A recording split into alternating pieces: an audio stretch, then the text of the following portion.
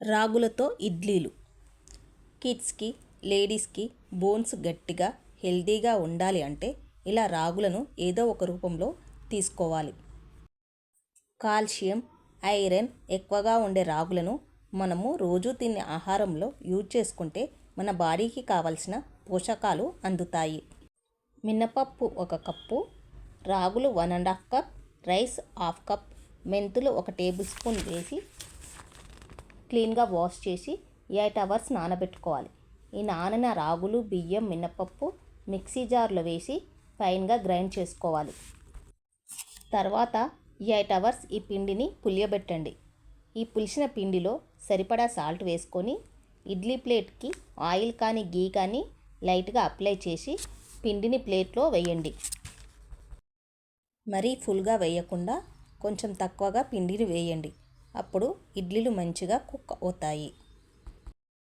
ఈ ఇడ్లీ ప్లేట్లను ఇడ్లీ గిన్నెలో పెట్టేసి 5 మినిట్స్ ఫుల్ ఫ్లేమ్లో కుక్ చేయండి. 5 మినిట్స్ తర్వాత లో ఫ్లేమ్లో 15 మినిట్స్ కుక్ చేయండి. 20 మినిట్స్ టైంలో ఇడ్లీలు బాగా కుక్ అవుతాయి. ఈ విధంగా బాగా ఉడికిన ఇడ్లీలను ఇడ్లీ సాంబార్లో కానీ, పల్లి చట్నీతో కానీ, అల్లం చట్నీతో కానీ తీసుకోవచ్చు. చికెన్ సూప్లో కూడా ఇడ్లీలు చాలా టేస్టీగా ఉంటాయి.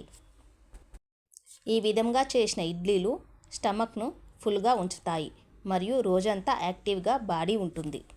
మన బాడీకి కావలసిన calcium, iron, C vitamin E రాగుల నుంచి మనకు లభిస్తుంది. కావున ఏదో ఒక రూపంలో ఈ రాగులను మనం రోజు ఫుడ్లో తీసుకుంటే చాలా మంచిది. కిడ్స్కి, లేడీస్కి బోన్స్ గట్టిగా ఉంటాయి. మన బాడీలో గ్లూకోజ్ లెవెల్స్ని కంట్రోల్లో ఉంచుతుంది. మనము డైలీ చేసుకునే ఇడ్లీలు తింటే వెయిట్ పెరుగుతాము.